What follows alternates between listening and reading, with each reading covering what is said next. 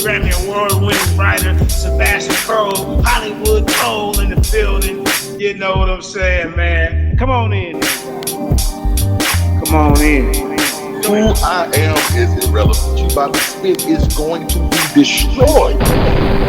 God exists in the gaps of your understanding.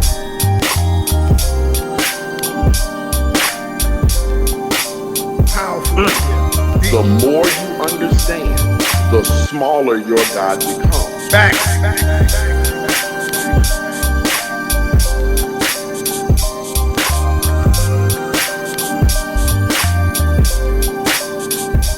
One, two. So in order to keep your God large, you run from information.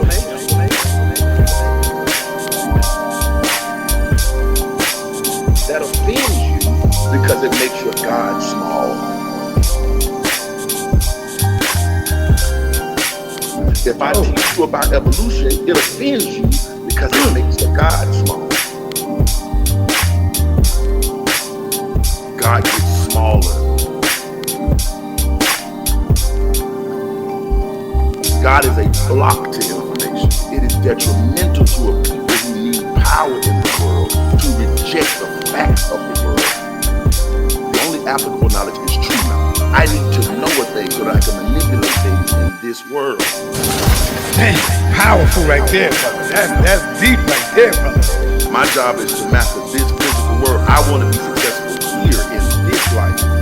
I want to find peace, love, joy, happiness, food, clothing, and shelter, protection, and provision in this life.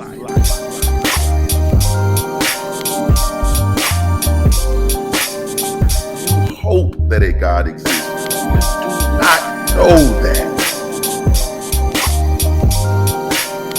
What you know, you can show. God lives in the gaps of our information. What do you mean by that? He lives in the gaps of your information. Every single mammal on the planet has a thing called hyperactive agency.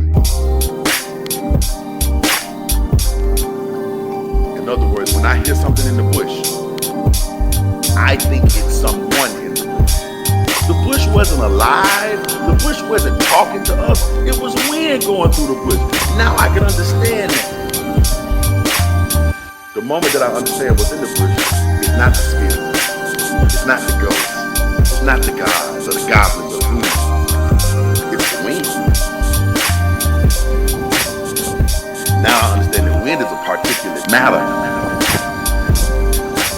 You look up the spirit. You know what you find out that the spirit is?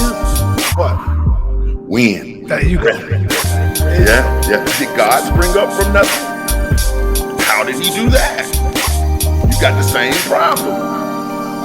Particles popping into and out of existence, the energy can cause the space to expand. It must move faster than light because space is the only thing faster than light.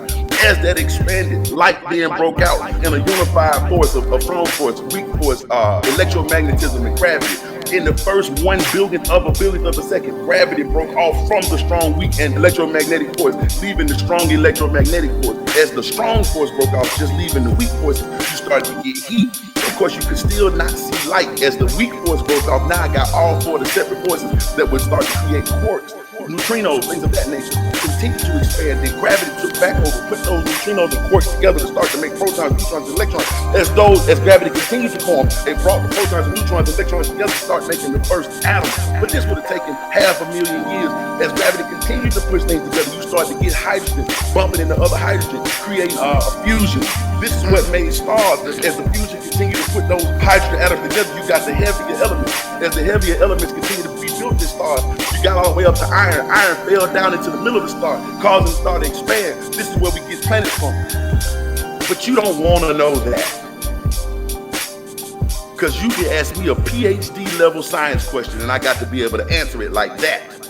If I ask you about it, you just gonna say, God did. Go ahead, bro. That dumb shit.